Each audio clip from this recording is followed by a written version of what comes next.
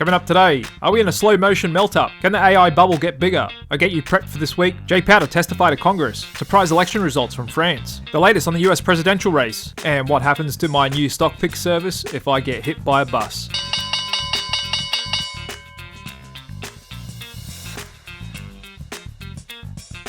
Hey, what's up, Click Capital community? Hope you're all doing well out there and had a great weekend. Thanks very much for tuning in with me today. I've got another interesting review for you, covering all the most important events across financial markets today. Thanks to everybody who supports this channel by hitting that like button. And let's dive right in. Another bullish start to the week. Really small range, spinning doji here. We've got a few important things on the calendar this week. Jay Powell testifying in Congress, starting tomorrow for 2 days. We got CPI inflation data coming out on Thursday, along with a bit more inflation data on Friday, and Q2 earnings season kicking off with the big banks reporting this Friday as well. Going into it, we got bond yields downtrending again, energy and healthcare stocks downtrending, along with Bitcoin, the dollar, and inflation expectations. Stock indices were pretty much flat to start the week. Mega cap tech catching its breath there. Russell 2000, the leader today. A little bit of an uptick in volume breadth for NASDAQ stocks, but still overall pretty subdued breadth out there. Volatility still super low, 12.3 on the VIX, and bond yields still pretty soft here as well. There's a look at Bitcoin, having fell again over the weekend, just holding ground. Bit below $57,000 a coin. We've still got gold and silver holding up above the 50-day VWAP, and crude oil pulling back a bit from that overbought level we got to last week. And even though we had some mixed results from mega cap tech today, like I've been saying, the AI chip enthusiasm appears to be potentially spreading out to other areas of the market. We got some really good price action moves today and some of the smaller names. Supermicro Computer up 6.2%. ARM Holdings breaking out to a new multi-month high. Really nice breakout there for AMD on volume. And look at that move in Intel. Beautiful technical action there. Really obvious signs of accumulation. These big fat green candles on big volume. Massive bullish divergence. And we just got a big momentum upward thrust today. From my indicator, showing there's really strong price action here. And also my favorite AI pick, Palantir, breaking out to a new yearly high today, up 1.7%, trading up a bit after hours. And this was my number one stock pick in my latest service I've just released. And I just sent out stock pick number 5 to paid members yesterday and made the purchase in my brokerage account today. All members can see a screenshot of my fill in the members area. And this is an exciting small cap commodity company that's been performing really well lately. And like I said, could also be a beneficiary of a rotation out of the largest AI related names into some other related names as we get those knock-on effects into other industries that should do well on the back of this huge AI spending boom as well. So if you're interested in knowing what my latest stock pick is, click the link below this video and take advantage of this special offer to save 40%, which I'm going to keep open for the rest of the week, allowing everybody a chance to get in, as I've still got quite a few people joining every day. And like I said, if you already joined, or if you're interested and thinking about potentially joining, then stick with me today towards the end of this video. I'm going to go over some really popular questions I've been getting, including what to do with large sums when dollar cost investing. What about taxation? Another question I've got a few times, what happens to the service if I get hit by a bus or something else happens to me? And I've also got another special announcement for everybody who's joined my service as part of this special launch campaign. So stick with me today, and I'm sure you'll find that really interesting. However, first off, let's dive back into the daily market review, and let me get you updated on everything important happening out there. And so NVDA got downgraded on Friday by New Street Research, saying there's limited upside in the shares now. After 157% year-to-date rally, they downgraded them from buy to neutral, one of the very few Wall Street analysts, to go against the herd and downgrade the stock. Most of the street is still bullish on the stock. However, he could have a point. We have had a monster run-up this year. And like I said, markets are not always black and white. It's not always a monster bubble, then a monster crash.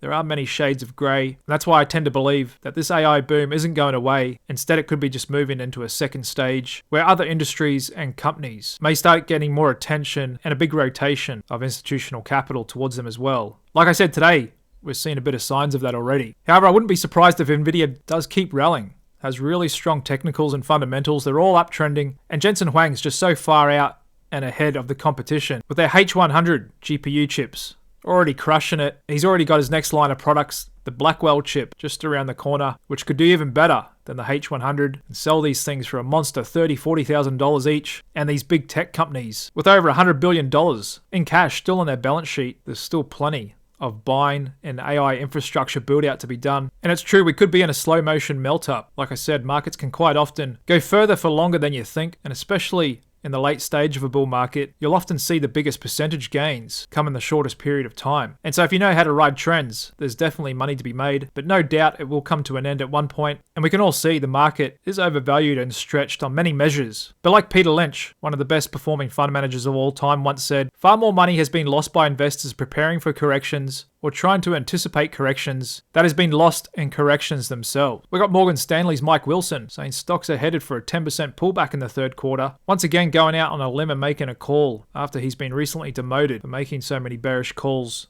that proved wrong over the last 2 years. Like we can see in this chart here, looking back at his calls, he's actually been quite a good contrarian indicator. Another thing we can all see, there's really soft stock market breadth that a lot of people are pointing to that the market may have already topped since most stocks are not making new highs like the S&P 500 and NASDAQ. However, history does show that breadth divergences can last a really long time. It's not something that just plays out over a few weeks or even a few months, but it is possible that we do get a recession next year. Personally, I'd put the odds somewhere between 50 and 60%. Just looking at history, the inverted yield curve, we've already got the jobs market and unemployment ticking up, and maybe after the federal election, either way, if Biden somehow got back in or Trump, maybe the Fed and Treasury can pull back from their loose conditions and start to tighten the screws then. And if that does happen, then for sure the market could easily drop 30 or even 40% before the Fed comes in and announces quantitative easing version 5.0. And like I said, who knows how many trillions of dollars they're going to print this time to flood the markets. We'll probably be setting up for a monster buy the dip opportunity, just like we saw in March 2020. However, like the chief investment officer from one of the world's largest hedge funds, Bridgewater, Greg Jensen says that AI craze is not like the 1990s dot-com bubble, saying the current AI frenzy is not like the 90s bubble because earnings for those AI companies are actually there in a way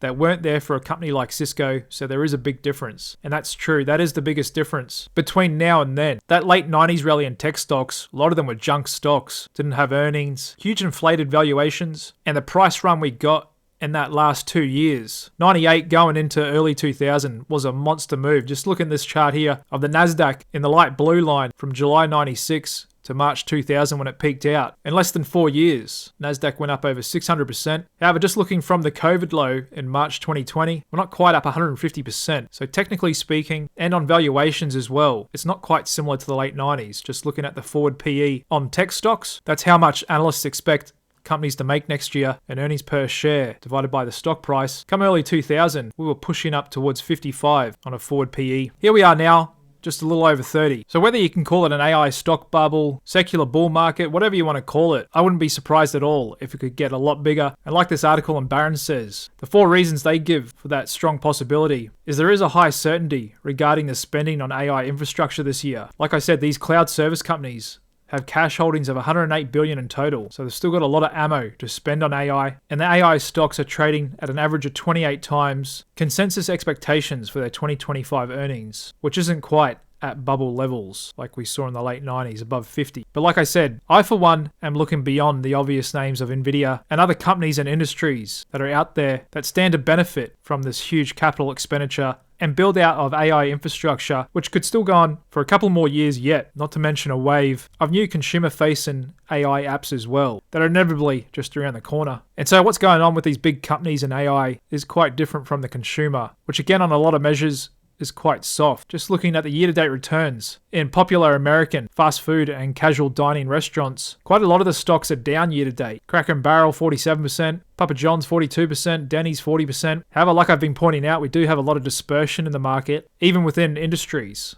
We've got some winners, Sweetgreen, Brinker, Wingstop, Texas Roadhouse, Chipotle, all doing really well year to date. We also just saw a new record amount of Americans traveling through airports. TSA processing over 3 million travelers in a single day, showing there's still plenty of money out there being spent by consumers. There's a lot of travel is discretionary. And so far, the stock market this month is following seasonality. First 2 weeks of July, historically the best 2 weeks of the stock market out of the entire calendar year. And we've already just done a good first week. And this type of market just reminds me of an old saying, never short a dull market, like we can see in the VIX. Volatility is just super suppressed. Even the VIX 9-day trading even lower at 11. It's not pricing in any volatility this week, even though we're going to hear from Jay Powell over the next 2 days. Got the big monthly inflation CPI data coming on Thursday, not to mention PPI, sentiment survey on Friday, along with bank earnings. Option dealers are just not pricing in any movement at all. And there's a look at the percent of market cap and number of companies reporting by week. So here we are for the week of July 8th. Kicked off by the big banks on Friday, JP Morgan, Wells Fargo,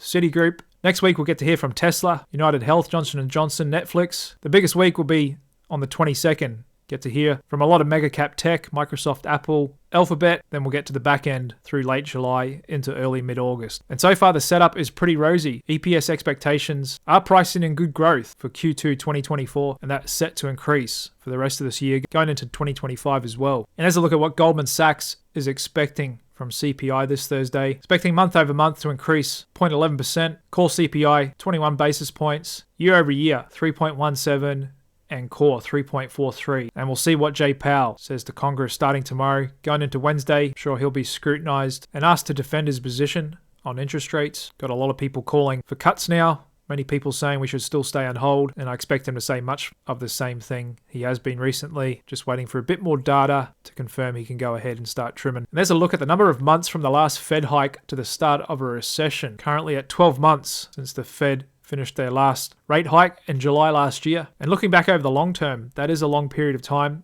However, in modern times, in the last 30 years, it's about the midway point, going back to 2008. It's actually a full year and a half of the time between the last Fed hike and the start of a recession. And bond yields, not expecting anything too exciting to come this Thursday either, with CPI trading pretty soft here. Just moving over to commodities, and oil pulling back as Hurricane Beryl weakens, and we've still got potentials of an Israel-Hamas ceasefire talk, even though we've had a bit of a pullback in supplies these last couple of weeks. Still trading pretty high above $80 a barrel. And overall, relative to stocks, commodities are still historically cheap. Just looking at the Dow Jones in gold terms. Up around that historically overvalued area where we typically see better returns from commodities going forward versus stocks. And that's something I'll be doing in my stock picks portfolio. Not only tilting towards small cap value, which is historically cheap as well, but also commodity stocks. Just like the small cap commodity stock I purchased today. Makes for great diversification, and I think they have the potential to significantly outperform in the coming years. Moving on to global politics, just got the results from the French election, with them swinging to the far left in a surprise move. And so it looks like their already big government is going to get a lot bigger. They're proposing 90% top marginal income tax rates, which is a monster. I really don't understand how anybody can think this is a good idea. However, that's the way it's gone, and it's just sad to see for Europe, who have so much potential, and they seem to be really lagging behind this last 20 years, especially in terms of their capital markets and prosperity. European markets absolutely trailing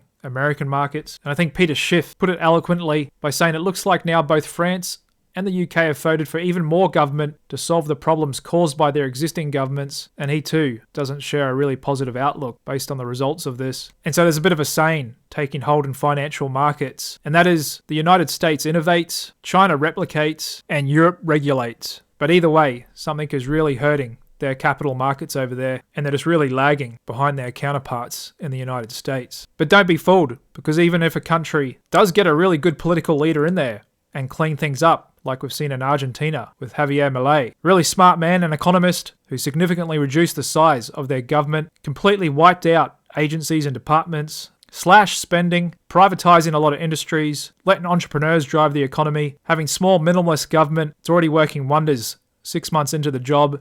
Inflation dropping like a rock, helping to stabilize their currency, get things back on track. You'll still see the mainstream media, like CNN, come out with articles like this. Argentina once led on LGBTQ rights. After 4 lesbians are set on fire, critics blame rising intolerance on Malay's government. And the funny thing is, even in their own article, they state it's not a hate crime. Police have arrested a 62-year-old, and they're not treating it as a hate crime. However, as Americans know far too well, they do this in their own backyard as they constantly seek to divert and inflame tensions internally by baiting us all into identity warfare. So we don't go back to that class warfare, start talking about wealth inequality or anything else the elitists don't like. But more and more people are waking up. That's why a lot of you guys watching this channel like Click Capital, where I can freely speak my mind, not following an elitist agenda. I always try and stick to the data and facts, what's actually happening, and a lot of people are waking up to the mainstream media and moving away. And that's why we now got Elon Musk's X, the #1 downloaded and used news app, as he's a big proponent and protector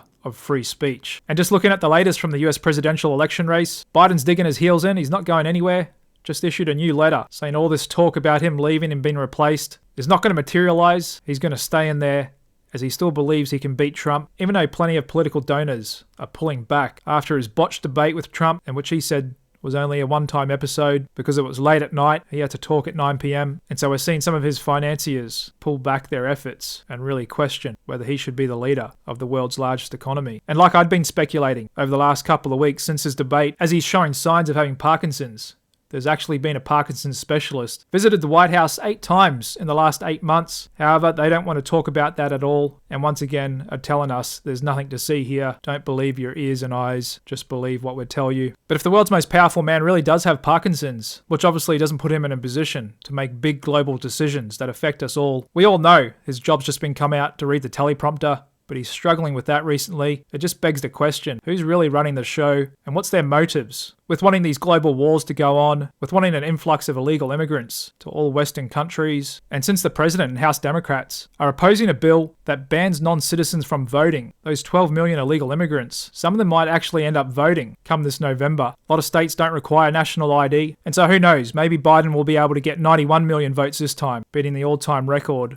of 81 million last time. And betting markets have actually changed their tune a bit as well. We saw Kamala Harris leading last week ahead of Biden. However, it looks like there was a bit of an internal power struggle, and Biden, or at least his wife, said he's not going anywhere and he's back to being the front runner for the Democratic Party, but still well behind Trump. However, this was a similar setup when I was watching it back in 2020, especially on the night of the election. Then we got all those late mail-in votes, and as we all know, things changed quite a lot. So anyway, that's how it stands at the moment. As always, I'll keep you updated on this really important presidential race. There's a look at your economic calendar, starting off the week. Going into tomorrow, a few Fed speakers along with Jay Powell, get some inflation data from China. Then going into Thursday, the most important one, inflation rate. Headline month over month expected to be 0.1%. Year over year expected to be 3.1%. That'll be the big one this week. See what reaction we get. But like I said, options markets just not pricing in any volatility at all. Then on Friday, we got PPI and consumer sentiment survey. There's a look at Fed fund futures. Still pricing in more than 3/4 chance they're going to cut in September. And I'd agree with that probability as well. I'd put it at about 75% chance we'll see a cut in September, unless we get any real surprises on inflation. But at this stage, it doesn't look like it. Okay, so as promised at the start of this video, I want to go over some popular questions I've been getting about my new stock pick service. From people that have signed up and other people that are thinking about signing up, I've had some common questions that I thought I'd address to you guys today, with the first being what to do with large sums when dollar cost average investing. As you know, I'm buying $500 of a new stock every Monday. And just to be clear, I can't provide anyone any personalized financial advice. However, for myself, if I had a large sum and wanted to do a DCA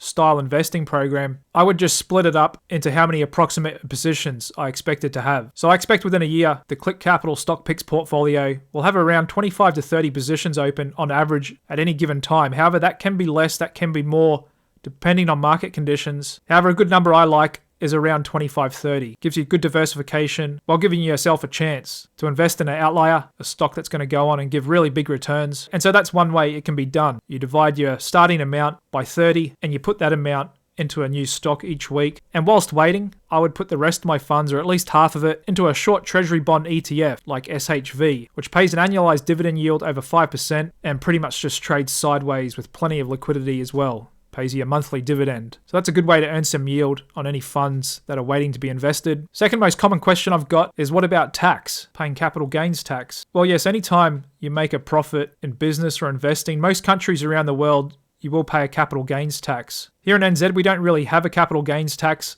However, it's a bit of a grey area when it comes to active trading. We do have a foreign investment fund tax when we own more than $50,000 worth of shares. Offshore, we have to pay a little bit of a tax on that. But everyone's situation is different. We can trade under retirement accounts. We can spread income amongst family members into trusts. We have other deductibles that can come into play, personal business income. And like I said again, unfortunately, I can't give anybody personalized financial or taxation advice. However, for me, any taxes I have to pay, I treat that as a separate bill and I do my best to legally minimize them. But like I said, that's just a reality that we can't really escape from. And the third most interesting question I've got, I've actually had a few people say to me, what happens if I get hit by a bus or something else happens to me? What happens to their lifetime membership with the stock pick service and so on? First off, let me just start off by saying I'm not quite into my 40s yet. My grandparents lived into their 90s. I consider myself a pretty healthy guy. I eat well, I exercise, I get my blood pressure checked every year. I've got no major diseases, and I've been trading stocks since I left school. I plan to keep trading until my last days, hopefully in another 50 years. So I'm not going anywhere. However, in the very rare event something were to happen to me, I do have plans in place with my wife to tidy things up and can issue you guys a refund if you want one. Otherwise, the way I've been growing, I'm looking to put in place a team and hopefully have a protege that can take over me. Like I said, in that unlikely event, I'm no longer able to run the service or I'm no longer around. So I understand it's a genuine concern. However, I'd put that at very small odds, and I'll be doing my best to stay the course and reach my goal of turning my brand new trading account into $1 million in under 10 years, doing it all out in the open in front of you, sharing all the ups and downs of our journey along the way. No doubt we'll face a few bear markets, probably a recession, maybe a crash, geopolitical event. It will certainly be an interesting ride, as markets always are. And finally, for my special announcement, for anybody who's joined my new stock pick service, during this special launch, in which you can get 40% off, for anybody who gets in now and sticks with me the whole way through, if I hit my goal of turning the brand new account into $1 million in under 10 years, what I'd like to do for you guys is host a special event in Vegas to celebrate the achievement. I've got a few ideas of some things we could do. However, first I'm just going to focus on making some money before we start talking too much about celebrations. But it would be nice to have everybody who stuck with me right from the start all the way through the end, for us to all meet up and have some fun together in Vegas, hopefully in the year 2033 or earlier. As Vegas is definitely one of my favorite cities in the world. I've been there 3 times and I've always had a lot of fun. So I'd love to be able to share that with all you guys that have placed your faith in me and stuck with me right from the start all the way through to the end. And so if you're interested in joining this journey with us all, then click the link below this video. Head on over to my website, clickcapital.io, and you can get lifetime access for just a one-time fee of $462. After you apply the coupon code STOCK40, you can slap it on your credit card today, and that'll be all you pay for the entire 10-year journey, which only works out to be $46 a year, and I think is really good value. And so do a lot of other guys who have already hopped on board with me. So if you want to jump on for this journey, get all my weekly stock picks before I make the trade in my actual account and share everything with you inside the private members area, then click the link below this video. Head on over to clickcapital.io and grab this special offer before it expires later on this week. That's all I got for you guys today. Thanks very much for tuning in, and I'll be back this time tomorrow with another daily market review for you. Cheers.